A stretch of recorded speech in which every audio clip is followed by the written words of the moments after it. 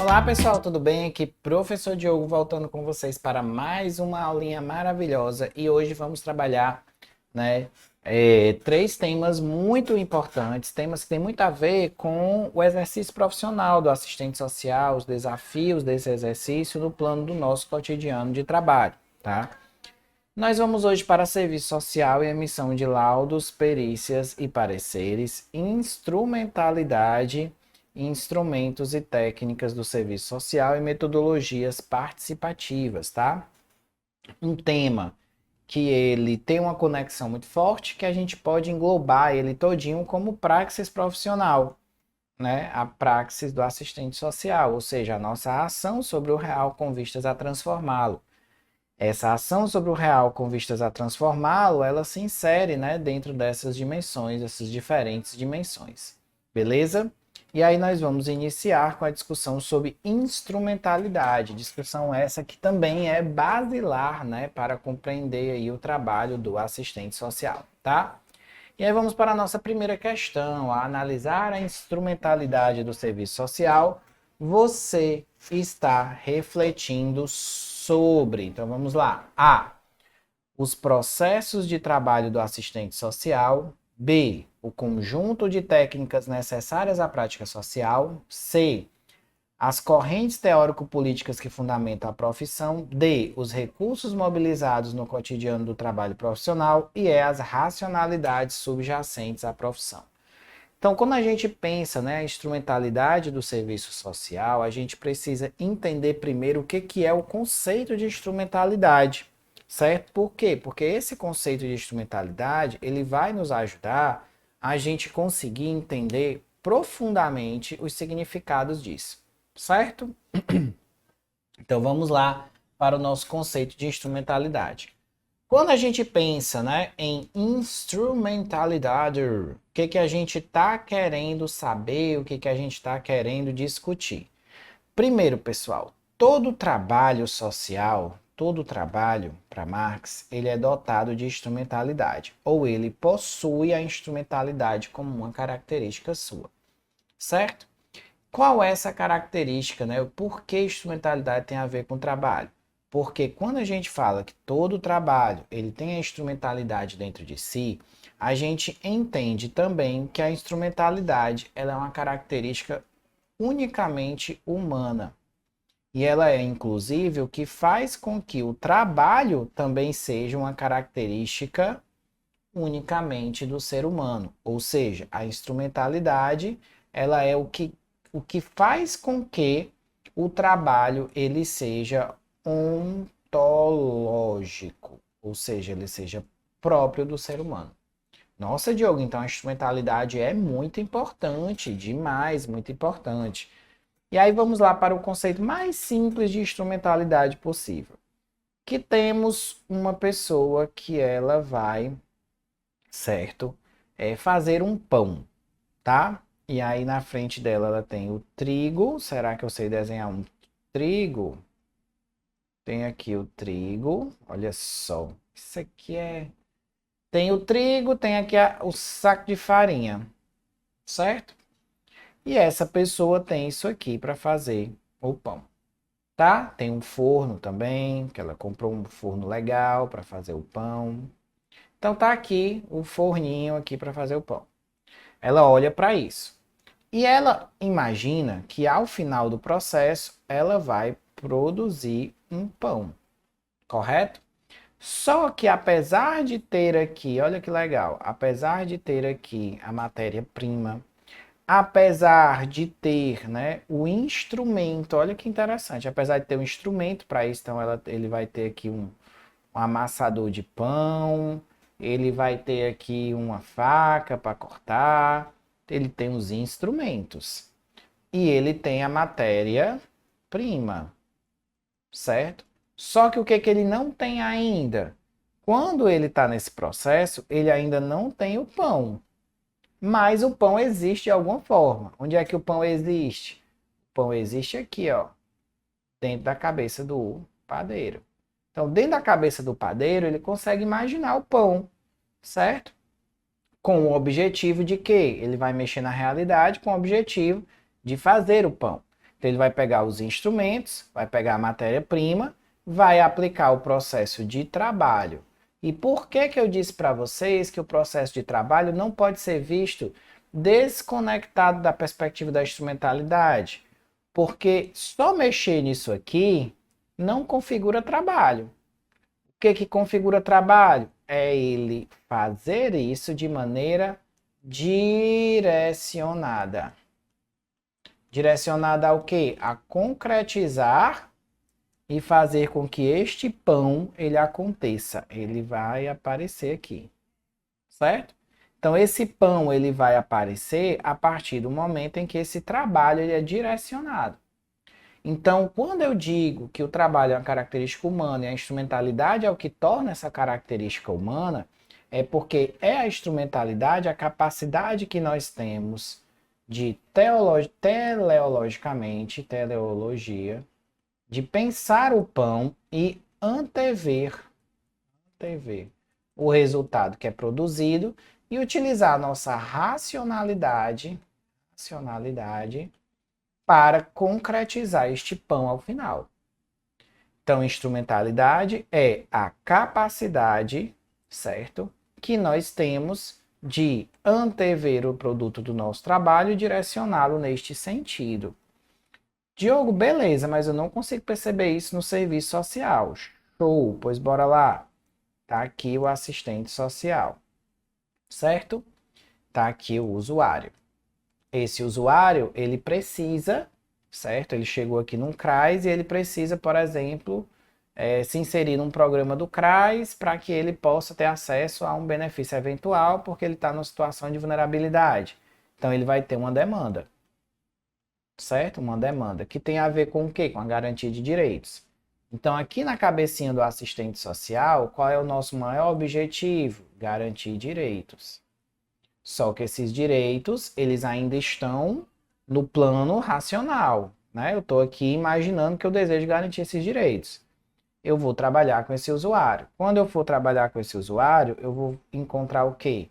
Eu vou encontrar, olha só que legal, eu vou encontrar esse trabalho. Para poder entender a vida desse usuário, eu vou fazer uma entrevista, eu vou fazer uma visita, eu vou fazer um relatório, eu vou fazer, sei lá, um trabalho em grupo, um trabalho com a família.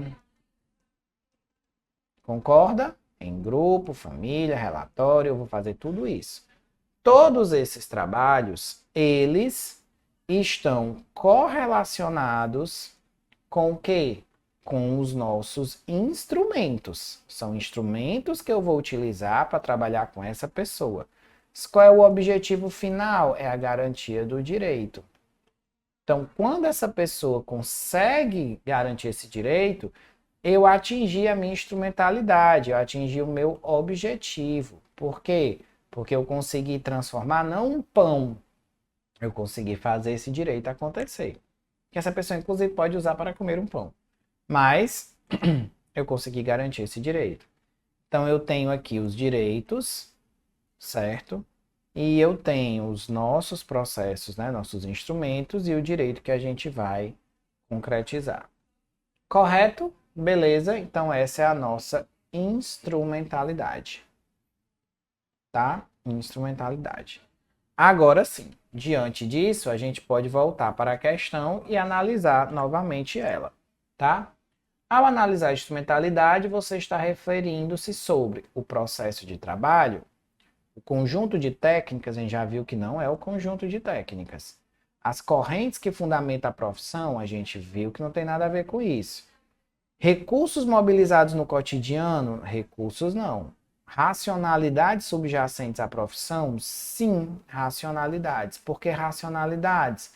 Porque o que confere, inclusive ao processo de trabalho, um direcionamento é o uso da razão.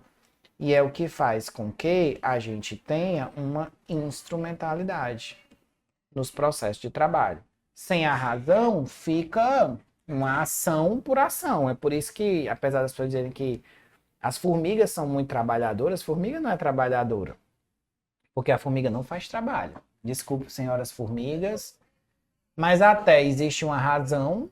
Não. Ai, Diogo, mas tudo que elas fazem tem uma razão. Não, tudo que elas fazem tem um instinto. E é puramente instintivo. Você não vê a formiga parando em um dado momento da vida dela, certo? Formiga, parando em um dado momento da vida dela, aqui a formiga. Que formiga bem feita. Tá aqui a formiga. Você não vai ver a formiga parando em um dado momento dela e pensando, agora é hora de construir um formigueiro, uma vez que eu tenho como objetivo dormir em paz. Você não vai ver a formiga fazendo isso. Ela faz de maneira racional. Diogo, ninguém sabe, ninguém conversou com a formiga porque ela não fala, né, meu amigo? Aí, no dia que a formiga falar com você, converse comigo, a gente faz a orientação para você ir para o CAPS. Tá bom? Beleza?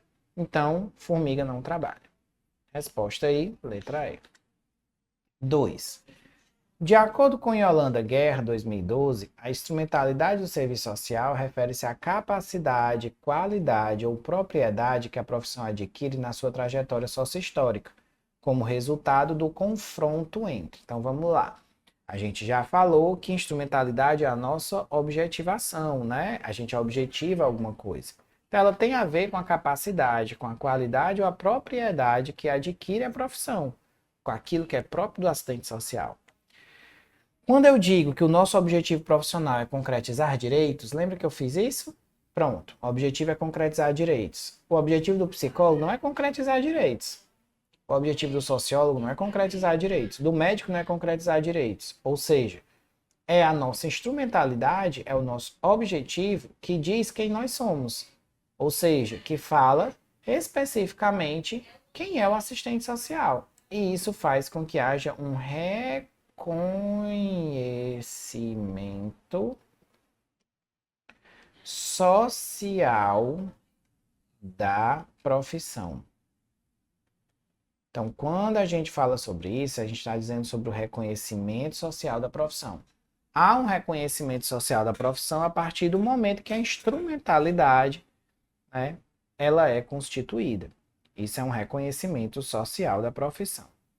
Correto? Beleza? Então aqui a gente tem, ó, check para esse reconhecimento social da profissão. Tá? Show? Podemos entender assim? Então vamos lá para o nosso primeiro item. Teleologia ou intencionalidade e causalidade, que se apresenta como condições objetivas e subjetivas. Então, ele está dizendo que existe um confronto na instrumentalidade do assistente social entre duas coisas. Que confronto é esse? Vamos lá. Vou trazer aqui para vocês. Aula boa, aula delícia assim. Aqui está eu, assistente social. Nós somos acostumados, muito acostumados, a escutar, tá, pessoal? Que a teoria é uma coisa e a prática é outra. Não corresponde ao real pensar isso, mas de alguma forma, teoria e prática de fato não são a mesma coisa. Elas são instâncias diferentes do processo de trabalho. Só que o que acontece? Nós possuímos uma teoria, certo? Chamada teoria marxista. Essa teoria marxista, ela parte do pressuposto de que a realidade ela é contraditória. Contraditória. Ou seja, nem sempre o que a gente deseja vai estar lá acontecendo. Por quê? Porque é contraditório. E isso faz parte da teoria. Aí a gente tem duas questões que influenciam diretamente os nossos processos de trabalho. Um é a nossa dimensão subjetiva enquanto profissional, certo? E a outra é a nossa dimensão ou a realidade objetiva, certo? Objetiva. O que é isso? A condição subjetiva diz respeito ao nosso preparo profissional para trabalhar ali, diz respeito, né, à nossa dimensão teórica, metodológica e ético-política, certo? Ou seja, diz respeito ao quanto a gente eticamente compreende nosso projeto ético-político, quanto aquele profissional tem uma boa base teórica, são coisas do âmbito do sujeito, do nosso comprometimento, certo? Que estão no âmbito subjetivo. E nós temos o âmbito objetivo, que é as condições de trabalho da gente. E não só as condições de trabalho, mas até mesmo o atual modo de organização do capitalismo naquele momento. A conjuntura social e política, que influenciam sobre o nosso trabalho e às vezes nos impõem limites, famosos limites e possibilidades, né, que a gente escuta tanto aí nas provas de serviço social, nas teorias do serviço social, né? Então a gente tem a dimensão subjetiva e a dimensão, né, objetiva. Essas duas dimensões, elas estão aí dispostas para a gente. Ok? Beleza? Diante dessas duas dimensões, existe um confronto entre elas. Por que que existe um confronto entre essas duas dimensões? Porque às vezes eu posso ter um excelente nível de entendimento subjetivo sobre o que eu devo fazer, como eu devo fazer e com que objetivo eu devo fazer. E às vezes o meu lado objetivo, ele não me dá aquelas condições, né? Eu não tenho acesso ao carro, não tenho acesso a isso, não tenho acesso àquilo outro e acaba gerando aí todo um problema. Então eu tenho condições subjetivas e condições objetivas. Correto? Beleza? Então diante dessas duas a gente tem o nosso conflito. Também existe uma outra forma de ver isso, certo? Outros nomes para ver isso, tá? Que é intencionalidade e causalidade. Tá? O que é teleologia ou intencionalidade? Aqui tomados como sinônimos. Teleologia, nossa capacidade de antever, ou seja, nossa capacidade de ter uma ideia anterior do que a gente deseja fazer. Intencionalidade é o que a gente deseja fazer. Isso está no âmbito do quê? Isso está no âmbito das condições subjetivas, né? Que está aqui na cabecinha dessa criatura. Enquanto que causalidade é a mesma coisa que objetividade, certo? Ou seja, é a ação objetiva em si. Então, a causalidade são as condições objetivas. Nesse sentido, a gente tem teleologia e intencionalidade de um lado e causalidade do outro, que se apresenta como condições objetivas e subjetivas. Resposta letra A. Tá? Mas essa questão, eu gosto muito dessa questão. Incrível como eu acho essa questão importante para um aluno de serviço social. A gente vai ter outros elementos aí. Por exemplo, item B. Razão instrumental, que corresponde à racionalidade para desenvolver um instrumental inspirado na razão dialética, e racionalidade crítico-dialética. Falso, e aqui é um ponto importante para vocês também saberem. Existem formas de se perceber a realidade, de usar a razão. E nós temos a razão formal abstrata e a razão e a razão instrumental de um lado versus de outro lado a razão crítico-dialética. Razão crítico-dialética. Essa razão aqui, a crítico-dialética, é a razão que orienta o assistente social. A razão formal abstrata e a razão instrumental são razões que elas fomentam, organizam, né? Elas dão sentido ao capitalismo. É a forma de pensar do capitalismo. Instrumental, eu estou fazendo uma ação que ela Objetiva algo no sentido do instrumento em si. Eu não estou preocupado com o porquê, eu só estou preocupado com o como. Certo? A razão instrumental é preocupada com o como. A razão instrumental é a razão pragmática, é o fazer pelo fazer. Enquanto que a razão formal abstrata é a razão para além do fazer, é a razão mais ampla do processo. Então, nós temos uma razão formal abstrata e uma razão instrumental. Correto? Beleza? Então, nós vamos ter aqui essas duas razões que elas estão aí em embate com essa razão, que é a razão crítico-dialética. Show de bolas? Beleza? Ok. Vamos para a questão de número 3. Em seus estudos sobre instrumentalidade, Guerra, 1995, analisa que as concepções que fetichizam os instrumentos e as técnicas, especialmente na prática profissional do assistente social, guardam a seguinte relação. Então, elas têm a seguinte relação. A. Pragmatismo e dialética. Metodologismo e recusa de instrumentos. Marxismo e holismo. Modernidade e racionalismo. Racionalismo formal e positivismo. Então vamos lá.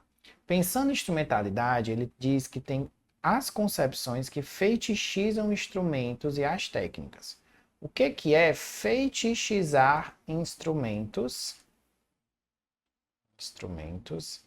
e técnicas? Fetichizar instrumentos e técnicas significa que você vai compreender, certo? Os instrumentos e as técnicas como a única coisa necessária. É criar um feitiço. Aí o feitiço que eu estou falando aqui não é só aquele feitiço sexual. O feitiço do Marx é a capacidade que as coisas têm de encobrirem suas relações reais. Então é a capacidade que você tem de ficar só naquele pontinho ali. Certo? Então é tudo que você tem, é a técnica. Isso é um feitiço, certo? Os instrumentos e as técnicas. Então, a construção desse feitiço de instrumentos e técnicas, ela é efetivada, sobretudo, a partir de uma relação entre dois processos. E aí, o que nós vamos ter que procurar aqui? A gente vai ter que procurar aqui, aí olha que coisa interessante, né? Quando você tem uma questão dessa, que ela coloca ou pares de opostos, ou ela coloca pares iguais, você vai ter que procurar o que a questão está querendo. Então, olha o que a questão está querendo. Ela diz assim: em seus estudos, analisa concepções que fetichizam os instrumentos e as práticas e que guardam a seguinte relação. Então, ela quer duas coisas que juntas fazem com que a prática profissional fique acima de tudo e não exista outra preocupação, por exemplo, com a teoria ou com a dimensão ética. Aí a gente vai para lá. Pragmatismo até poderia ter sentido, só que dialética não. Dialética veio para além, né, do instrumento. Metodologismo até que faria sentido, mas não recusa de instrumentos. Pelo contrário, né, fetichiza os instrumentos. Marxismo já está errado. Modernidade e irracionalismo também são pares de opostos. Pensamento moderno é uma coisa, o pensamento irracional é a outra. Certo? Aí olha essa última, racionalismo formal, que é o tipo de razão do capital, acabei de falar isso para vocês, e positivismo, que também é uma perspectiva na qual você pega a teoria e você lasca ela na prática, eu já falei isso para vocês. Então o positivismo, ele vê a teoria como algo que se aplica diretamente na prática, o que está falso. Ok? Teoria não é aplicada diretamente aí na prática. Tranquilo? Então a gente tem racionalismo formal e positivismo de um lado, né, teoria e prática de outro. De boinhas, tranquilos, então nossa resposta aqui, letra E. É o único item que traz dois itens que dialogam sobre a mesma questão. Tá? Opa! Questão 4. A questão técnico-instrumental é um dos pontos de tensão no debate no exercício profissional hoje em dia. Muito se deve à autonomia dada a esse aspecto de trabalho profissional, alçada em outras ocasiões ao patamar de metodologia de intervenção profissional. E eu, quando fiz o curso de serviço social, eu tinha teoria de serviço social e metodologia de serviço social. Se alguém estiver assistindo aqui, lembre. Hoje não. Hoje isso não é mais visto de forma separada. Por muito tempo era teoria de um lado e metodologia do outro.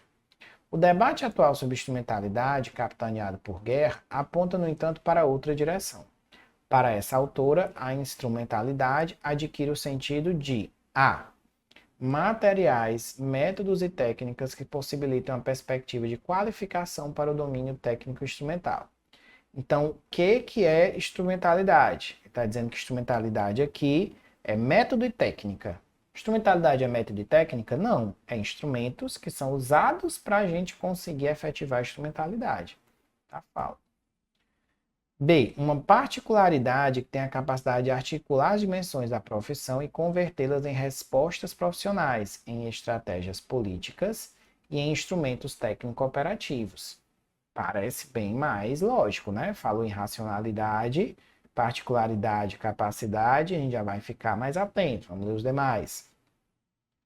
Racionalidade, característica da sociedade capitalista. Falso. Seria a formal abstrata ou a racionalidade instrumental. D. Estabelecimento de forma como a assistente social recolhe, compila e sistematiza instrumentos técnicos utilizados para intervenção do profissional em dada realidade. Não é compilação de instrumentos e técnicas. E é uma filosofia que envolve a profissão desde a gênese. Falso, porque não é desde a gênese da profissão que a gente tem um olhar, certo, de instrumentalidade. Esse olhar foi construído, sobretudo, a partir, né, dos anos 70, final dos anos 70, início dos anos 80, quando a gente está aí construindo, tá? Um perfil de assistente social renovado. Resposta aí é a letra B, uma particularidade que tem a capacidade de articular as dimensões da profissão. 5. É no âmbito da instrumentalidade do serviço social que os componentes críticos e progressistas da cultura são escolhidos, identificados, construídos e reconstruídos. E dentre eles depende o estabelecimento da unidade entre meios e fins, com valores democráticos do movimento, e a preocupação com os valores democráticos do movimento socialista. É a categoria que permite colocar o acervo técnico operativo em seu devido lugar. Com base no texto apresentado, avalie as afirmações seguintes sobre a instrumentalidade do serviço social. 1. A aproximação com valores democráticos da profissão, decorrente de seu caráter ideológico, orienta os assistentes sociais na reelaboração de ações e estratégias em resposta às demandas apresentadas. Certo, valores democráticos, ok. Nesse processo de atender às demandas da classe trabalhadora e subalterna, o fazer profissional constrói sua própria instrumentalidade. As ações se materializam através da objetivação da sua intencionalidade, sendo essa a condição para o reconhecimento social da profissão. Perfeito, certo? De fato, a gente utiliza esses valores vão nos dar a intencionalidade da nossa profissão e é a partir dela que nós somos reconhecidos como profissionais. É a assistente social, é a condição de reconhecimento social da profissão. 2. A instrumentalidade remete à capacidade consciente relacionada ao conjunto da categoria, construída e reconstruída nos processos históricos, nas relações sociais determinantes nos valores profissional, à medida que este é influenciado pelas condições objetivas, que são referentes ao sujeito e suas opções e escolhas profissionais, e as condições subjetivas, postas na realidade material. Aqui está falso. Ele estava indo até bem, mas aqui ele trocou. Ele falou que os valores do profissional estão nas condições objetivas e que a realidade material nas subjetivas. Cai muita questão sobre isso. E está falso. A gente sabe que os valores, a condição, o preparo técnico, tudo isso está no âmbito subjetivo do assistente social. Enquanto que os demais estão no âmbito objetivo, que são aquelas postas pela realidade material. 3. A instrumentalidade relaciona-se à racionalidade do capitalismo e aos componentes progressistas da cultura profissional. Instrumentalidade é a racionalidade do capitalismo, está falso. E a correta é a letra D, A1 apenas. Certo? Ok? E aí vocês já vão aí entender que isso está falso, tá? Então tenham muito cuidado, certo? Com essas questões das questões objetivas, né? Das questões subjetivas, porque esse processo muitas vezes faz com que os profissionais, na hora da prova, confunda um com o outro e acabam perdendo a questão, tá? Vamos lá para a nossa última questão.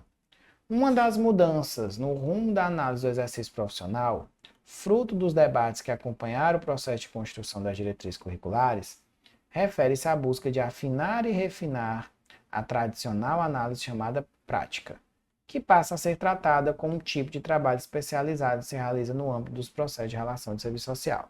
Sobre o tema, assinale a alternativa correta. Então vamos lá. A. A tradição profissional trata o fazer profissional como prática, havendo inclusive um acervo de produções que se empenhou em atribuir, no decorrer da renovação do serviço social, um estatuto teórico àquela noção, vinculada à categoria inclusiva de praxe social. Questão bem louquinha essa daqui. B. Ao falar em prática profissional, usualmente tem-se em mente o conjunto de atividades que o profissional desempenha. Por isso, a leitura predominante da prática profissional é que ela deve ser considerada isoladamente. Falso, nunca, nada, nenhuma ação do assistente social está isolada na sociedade, certo? Ou pode ser vista isolada. C. Uma análise da prática profissional requer focar o trabalho profissional como partícipe dos processos de trabalho, que se organizam conforme as exigências econômicas e sociopolíticas, as quais são idênticas nos contextos em que se desenvolve. Falso. As exigências econômicas e sociopolíticas modificam-se ao longo do tempo. Elas nunca seriam idênticas aos contextos, certo? Elas se desenvolvem ao longo do tempo. D. Transitado o foco da prática do trabalho é uma mudança de nomenclatura, pois o que corresponde aos elementos constitutivos do processo de trabalho é o próprio instrumental, que condiciona a existência da profissão. Não é o instrumental que dá a nossa função social, é a nossa instrumentalidade, aos nossos objetivos. Logo, resposta é a letra A. A tradição profissional trata o fazer profissional como prática, havendo inclusive um acervo de produções que se empenhou em atribuir, no decorrer da renovação, um estatuto teórico àquela noção, vinculando a categoria inclusiva de praxis social. A prática é a ação em si, certo? A praxis é uma ação que ela é dotada de instrumentalidade. Então você pode ter um profissional pragmático que ele faz só prática. E você pode ter um profissional que faz praxis. Faz uma prática de fato transformadora, né? Que ela objetiva uma transformação social. Ok, beleza, gente. Show de bolas, tá? Nossa próxima aula aqui nós vamos dar continuidade a esse tema grande, né? E vamos para trabalhar parecer, estudo, relatório, que é um tema que muitas vezes nossos aluninhos morrem aí para acertar. Mas comigo vocês irão aprender para nunca mais errar. Aqui eu vou trazer para vocês um quadro que eu gosto muito de trabalhar ele, que é um quadro bem completo, que eu fiz, eu mesmo criei a partir da leitura, né, dos principais pontos dos autores, sobretudo, né, a Eunice Terezinha Fávero, que é a grande referência nesse campo, tá? E aí vou trazer aqui para vocês esse resumo, vou fazer outras avaliações, vou trazer um resumo maior, certo? E depois vou fazer um pequeno e rápido, que talvez pode ajudar também vocês, certo? Muita gente tem muita dúvida nesse conteúdo, se confunde demais nesse conteúdo e eu espero conseguir sanar essas dúvidas com vocês, tá? Nós temos estudo social, certo? Estudo social, relatório social, parecer social, perícia social e laudo social. Esses 5 elementos aqui caem muito nas provas e os alunos acabam errando muito eles. O que é que nós vamos fazer? Nós vamos dividir isso aqui a partir daqui, ó. Que existe uma divisão muito importante que vai ajudar muito vocês, certo? Que é a gente dividir esses dois instrumentos aqui. Estudo social e relatório social. Então, a gente vai começar com o estudo e com o relatório.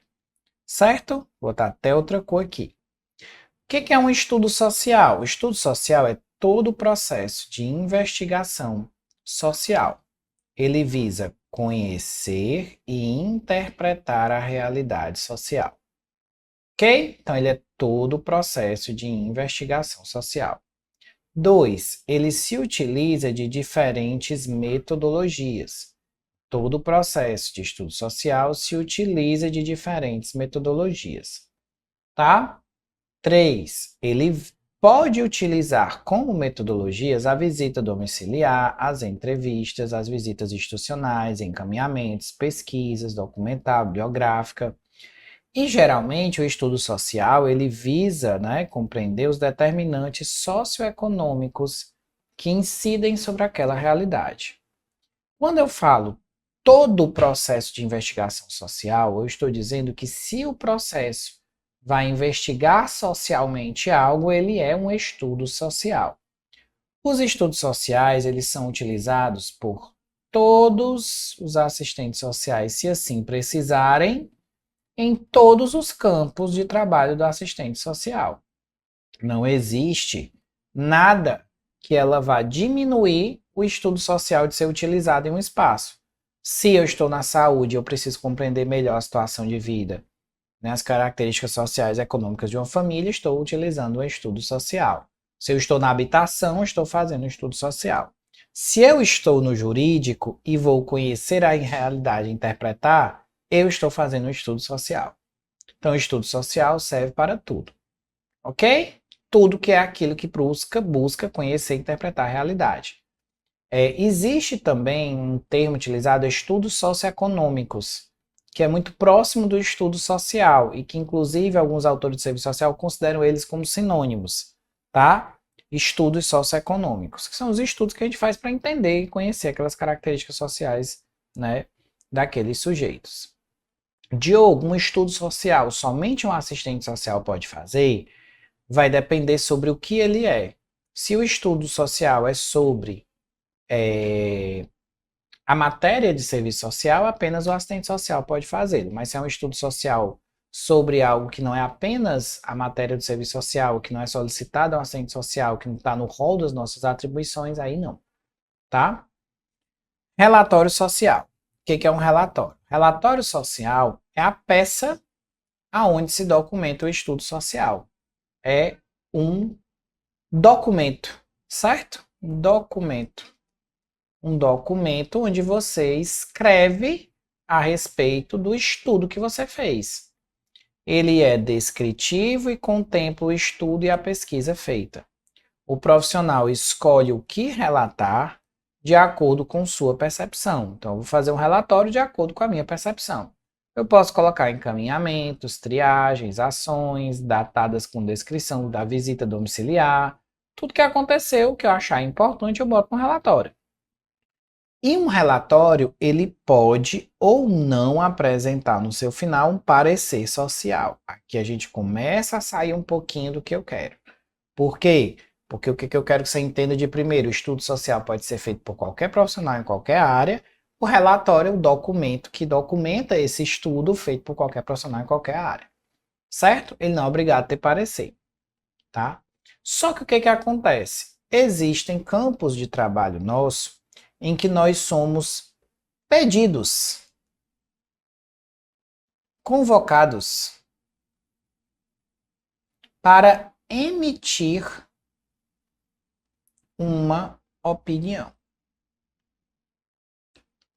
É como é mais ou menos assim. Eu, Diogo, estou aqui e vou fazer um estudo sobre um usuário que eu estou trabalhando, mas ninguém me pediu, eu estou fazendo porque eu quero fazer para poder embasar o meu trabalho, vou fazer um relatório para poder ter lá esse relatório. Se alguém precisar ter acesso, né, a alguma informação que não seja sigilosa de um relatório, então eu vou utilizar esse relatório para mim como profissional e esse estudo para mim para eu entender aquela realidade.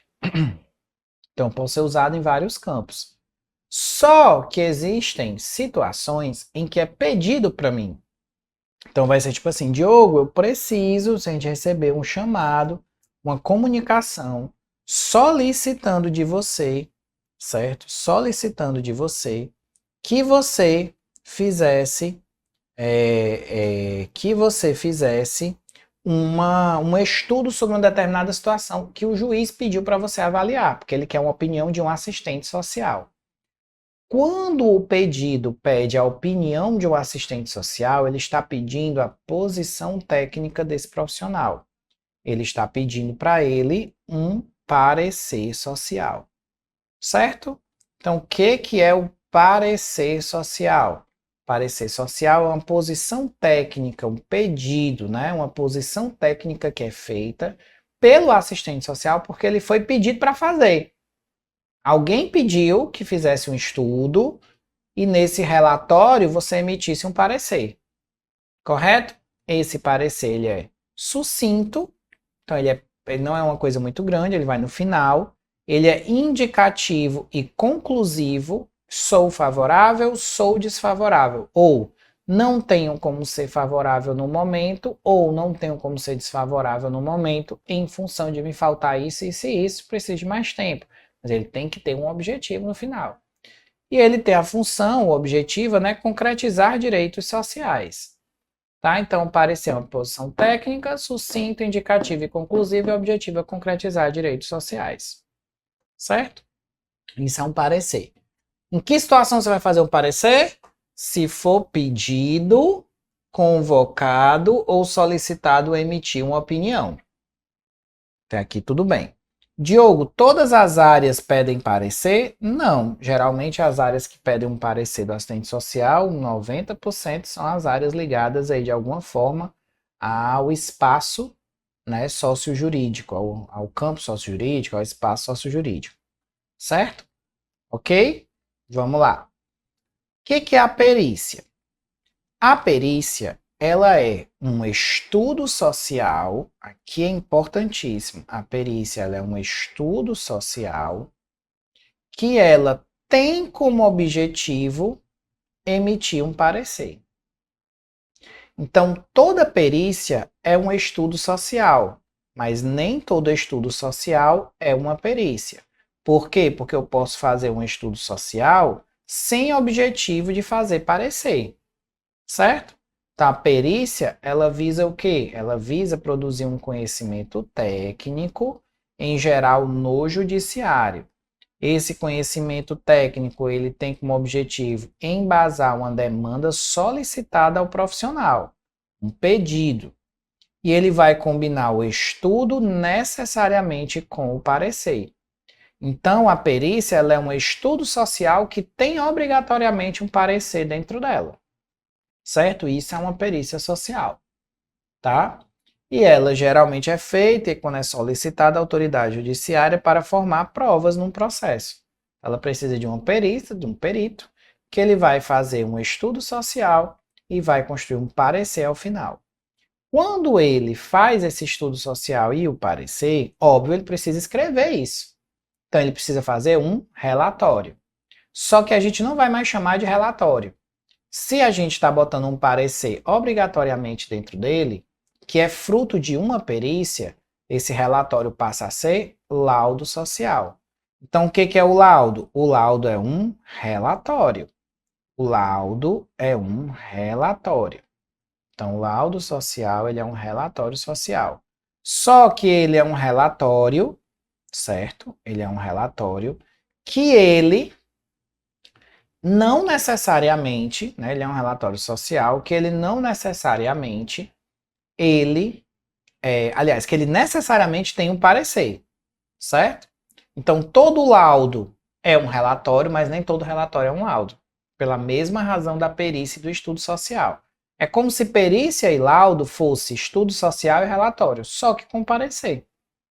E o laudo social ele é a síntese do estudo social feito com um parecer escrito.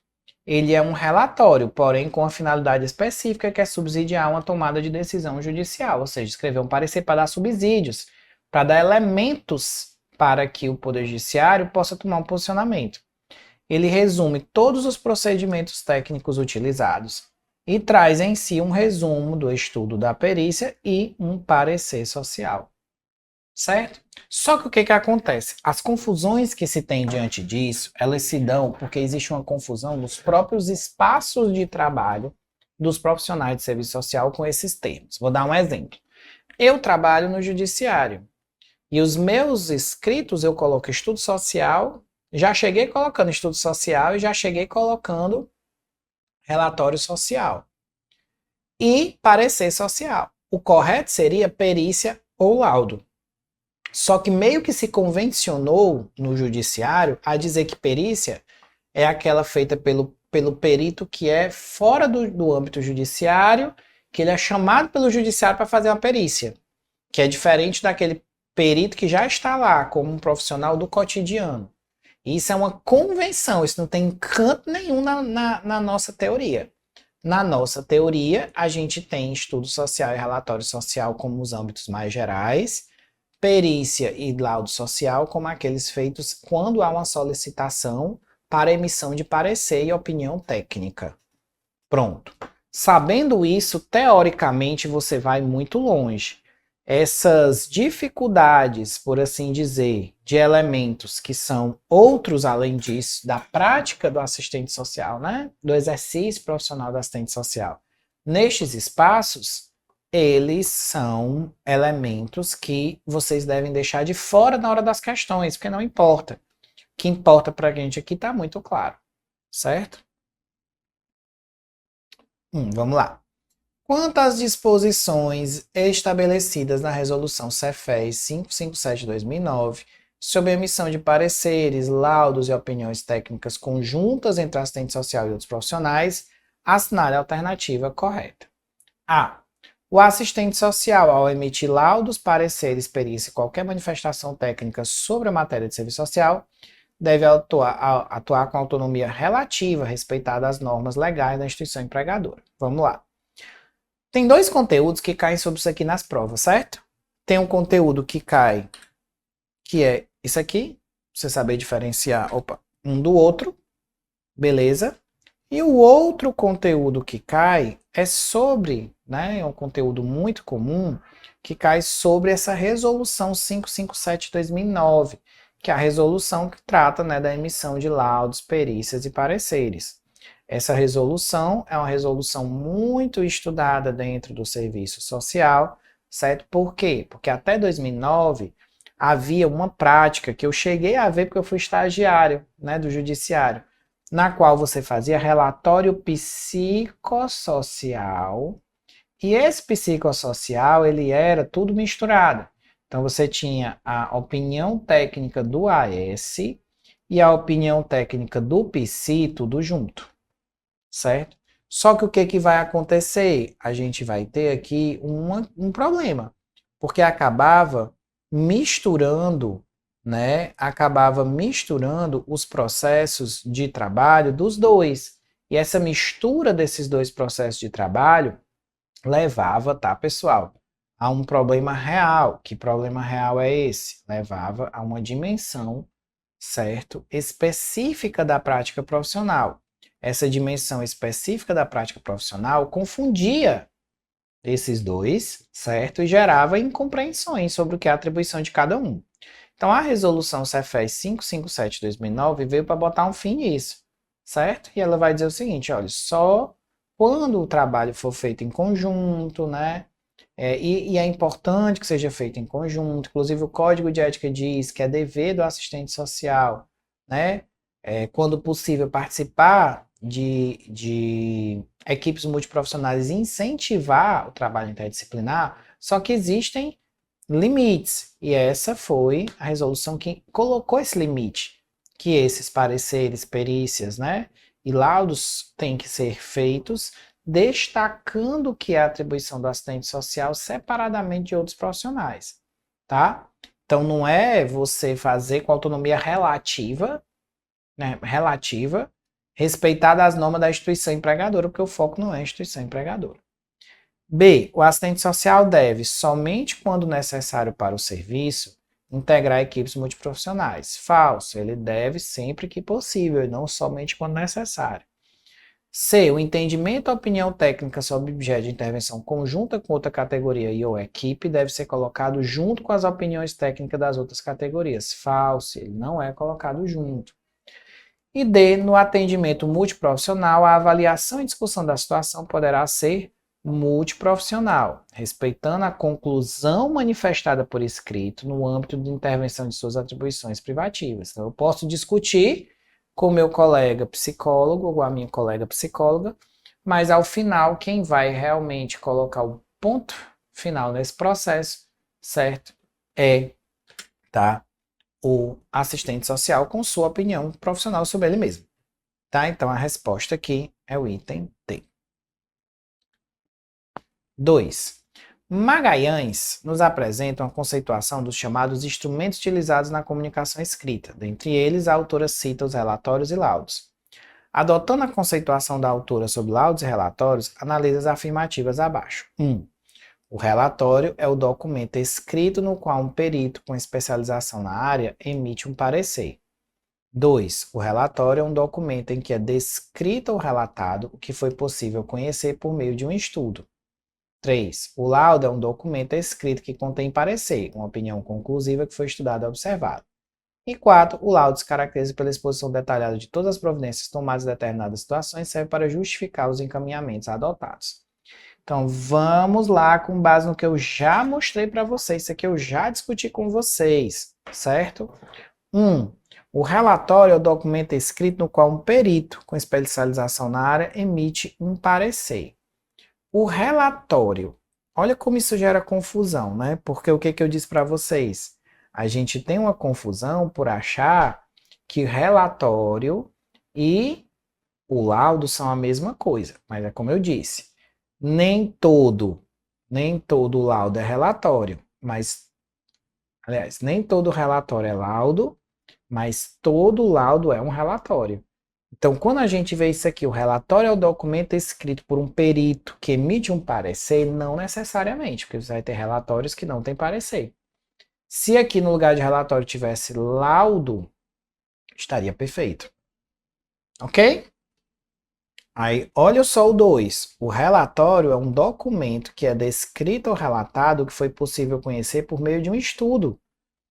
É um estudo que documenta o que foi conhecido. Certíssimo. Item 2, verdadeiro. Certo? 3. O laudo é um documento escrito que contém parecer, opinião conclusiva do que foi estudado e observado sobre determinado assunto. Verdadeiro. O laudo é o documento que tem o parecer. Simples assim. 4. O laudo se caracteriza pela exposição de todas as providências e serve para justificar os encaminhamentos adotados. Falso.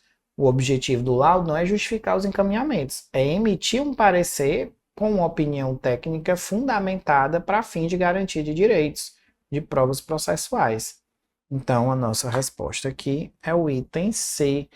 Estão corretas as afirmativas 2 e 3. Ok? Beleza? 3. Segundo a autora Eunice Terezinha Fávero, as instituições sociais e os processos judiciais implicam que o profissional de serviço social realize interpretação da realidade social, que se apresenta como objeto de uma ação judicial. Para tal, o assistente social se utiliza de instrumentos técnico-operativos para registro sua avaliação. O documento que relata de maneira breve alguma informação inicial ou complementar relacionada à ação é denominado. Agora nós vamos para um tipo de documento que eu não tinha falado ainda para vocês, que é o informe. O que é o informe? O informe é um documento que você traz só uma informação inicial ou complementar. Vou dar um exemplo para vocês. Ontem eu tive que fazer um informe. Entrei em contato com a pretendente, perguntando para ela sobre a data para a gente realizar nossas visitas, domiciliares e tudo mais, e a entrevista. E aí ela perguntou, eu posso fazer só a entrevista? Eu disse, não, tem que ser junto com seu marido, mas se ele estiver ocupado, a gente dá uma nova data, ou então a gente pode dar um certificado, né, para ele. Ela, não, deixa eu lhe explicar. Que ele está preso e tudo mais, mas tudo indica que ele vai sair até o próximo ano e etc. Aí eu disse, olha, não dá para continuar só com você, porque os dois adotando e ele está preso, né? Então não tem como fazer isso nesse momento. E aí, eu não vou fazer um relatório sobre isso, porque eu não tive como fazer o estudo. Então, não tem como fazer um relatório, eu tenho que fazer um informe. Aí minha chefe disse, não, faça um informe dizendo que não foi possível fazer o estudo porque ele está preso e mande só com essa informação. Certo? Eu poderia fazer esse informe. E poderia ser que ele se soltasse daqui umas 2 semanas e ela falasse comigo, eu fizesse um novo informe dizendo que ele se soltou e etc. E para saber se eu não fazer esse relatório, né, esse estudo social, aliás. Então, um informe ele é uma informação inicial e adicional, certo? Letra D, informação técnica. 4. O processo metodológico específico do serviço social, que tem por finalidade conhecer com profundidade e de forma crítica uma determinada situação e expressão da questão social, objeto da intervenção profissional. A assertiva acima é definição de processo metodológico, que é conhecer uma realidade. Quer conhecer uma realidade, pessoal? Esse processo é o estudo social. O objetivo do estudo social é conhecer uma dada realidade. Então, letra B, estudo social. 5. Leia o enunciado a seguir, observando a lacuna nele existente. O diz respeito a esclarecimentos e análises com base em conhecimento específico do serviço social, há uma questão ou questões relacionadas a decisões a serem tomadas. A expressão que completa encontra-se no item. Então vamos lá. Esclarecimentos e análise com base em conhecimento específico do serviço social a uma questão ou questões relacionadas a decisões a serem tomadas. Se nós estamos falando, pessoal, de um conhecimento específico, de uma questão, certo? De esclarecimento e, sobretudo, pessoal, de análise, eu estou falando de parecer. Falou em análise, falou em parecer. Porque o parecer é onde você diz a sua análise. Você traz a sua análise da situação. Então, é parecer. 6. A prática profissional do assistente social no judiciário coloca próximo a dois elementos básicos: laudo e relatório. Magalhães nos indica que esses instrumentos são basais e profissionais, e apesar de semelhantes, possuem cada um suas especificidades e diferenciações. De acordo com o disposto por Magalhães a respeito do relatório do laudo, analisa afirmativas abaixo. Essa questão é bem diferente. Há diversos tipos de laudo, sendo estes inspeção, informação, acompanhamento e visita domiciliar. Vamos para o 2. O laudo é um documento fundamentado em análise, deve ser um documento conclusivo, verdadeiro. A gente já sabe que, de fato, o laudo ele é um documento conclusivo, que verdadeiro. 3. O conteúdo de um relatório deve explicitar as razões pelas quais foram avaliados como viáveis pelo profissional determinados encaminhamentos. Estamos em dúvida? Vai para o próximo. Tanto o laudo como o relatório são construídos à base da realização de um estudo. Isso aqui nós sabemos. Não é isso? Nós sabemos, eu disse para vocês que os dois são construídos com base em estudos. O laudo, para ser aceito juridicamente com provas, deve abdicar de descrição, informação e sugestão. Falso. O laudo ele tem que ter descrições e informações, e sugestões também, mas sobretudo informações. Ora, como é que eu vou trazer se eu não trago informação? Então a gente tem que o 5 está errado e com certeza o 2 e o 4 estão certos. Nesse sentido, você vai lá para as questõezinhas. Aqui a gente tem 2 e 4 e 3 como verdadeiros. Aí aqui a gente tem 1, 3 e 4, tá falso que a gente já sabe que o 2 tem que estar. 2, 3 e 5 tá falso, que o 5 a gente sabe que tá. 5 tá falso e 5 tá falso. Nos sobra como resposta a letra A. E aí a gente vai agora analisar. Viu como dá para acertar mesmo sem você sabendo tudo? Dá para acertar. Sabendo o base, você consegue acertar. Por isso que o base é tão importante, certo? E aí vamos lá. Há diversos tipos de laudos, sendo estes inspeção, informação, acompanhamento e visita domiciliar.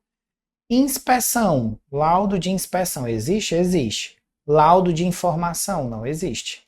Laudo de acompanhamento não existe. Laudo de visita pode até existir, se o objetivo da ação for só a visita e queira um parecer, mas não existe laudo de informação, porque não tem parecer na informação. Então o item 1 está falso.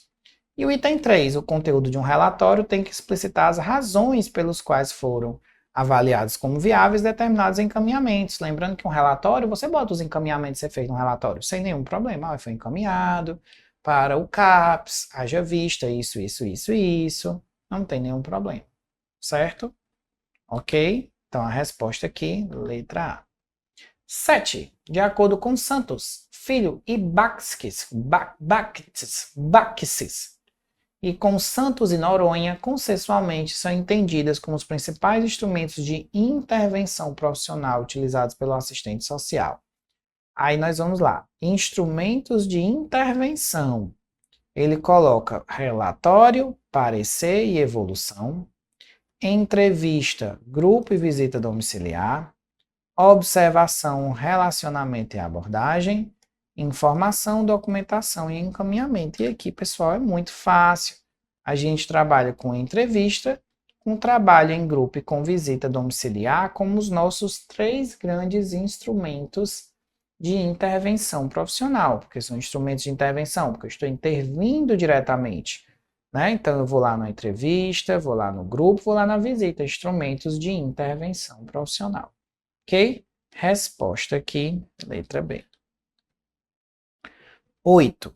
Acerca do exercício profissional do assistente social e a realização de entrevistas, assinale a alternativa correta. Então, vamos lá. A. A comunicação verbal que ocorre na entrevista é demarcada por maior formalidade do que é necessária na escrita de relatórios. Falso. A escrita de relatórios ela é muito mais formal do que a comunicação verbal. Muitas vezes, inclusive, a nossa comunicação ela tem que ser uma comunicação mais simples para poder chegar até o usuário, certo? Por isso, isso aqui nós vamos ter como verdadeiro. B. A entrevista é marcada por uma interação estática.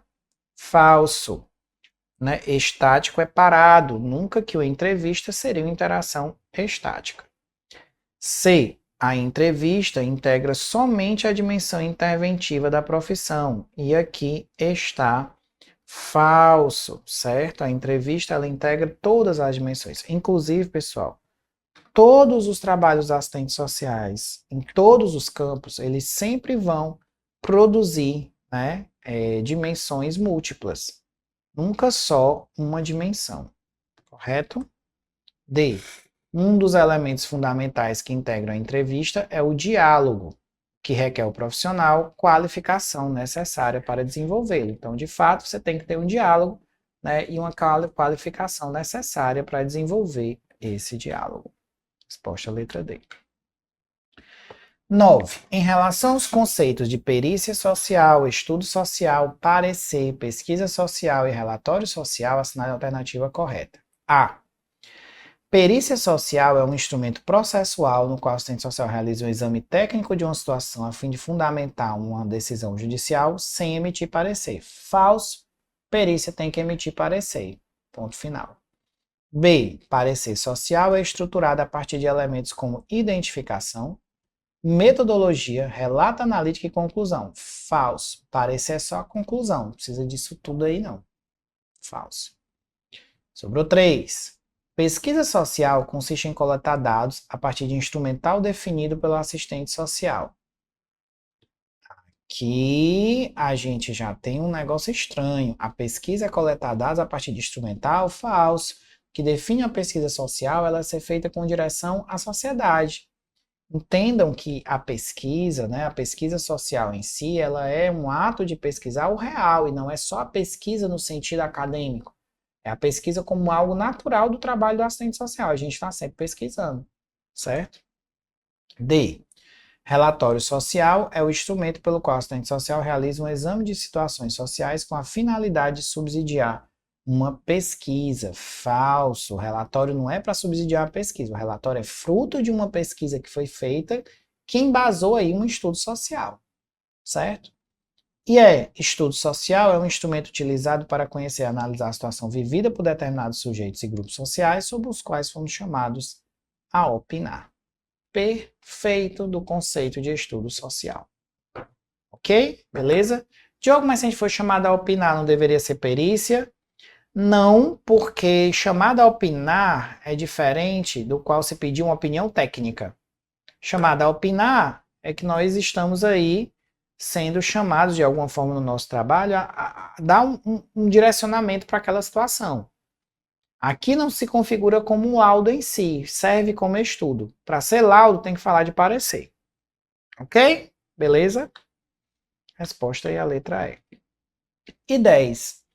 O tema perícia social na esfera do judiciário vem produzindo importantes debates. Entretanto, não é claro aos assistentes sociais judiciários a diferença entre estudo e perícia social. Verdadeiro. Assinale a alternativa correta sobre esses instrumentos. A. Realização de perícia implica na elaboração de estudo social, porém o estudo social não é em princípio uma perícia, porque a perícia não tem finalidade de emitir um parecer. Falso. A gente já conversou sobre isso. A perícia tem que emitir parecer. B. O estudo social não se remete à situação passadas, foca-se na situação atual das partes. Vou deixar isso aqui para o final. C. A perícia social é um processo pelo qual o assistente social realiza um exame de situações sociais, com a finalidade de emitir um parecer. Parece mais lógico.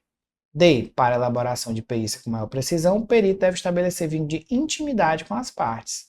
Intimidade não. Estabelecer vínculo sim, mas intimidade a perícia social não pode ser considerada meio probatório, já que o estudo social poderá construir elementos de prova processual. Por isso mesmo que pode ser considerado meio probatório, serve como prova. Por que serve como prova? Porque ela está lá nos processos, o juiz vai usar ela como prova, prova social. Então aqui está falso, e nossa respostinha, ela é a letra C, tá? A perícia é um processo que o assistente social faz o exame com a finalidade de emitir um parecer. Diogo, e por que que não é a B? O estudo social não se remete a situações passadas? Porque tudo tem um passado, gente. Por exemplo, quando eu faço meu estudo social, eu pergunto sobre a infância das pessoas, sobre a adolescência, sobre o histórico de vida dela, e isso é um processo real, tá? Ok? Um beijo e até a próxima.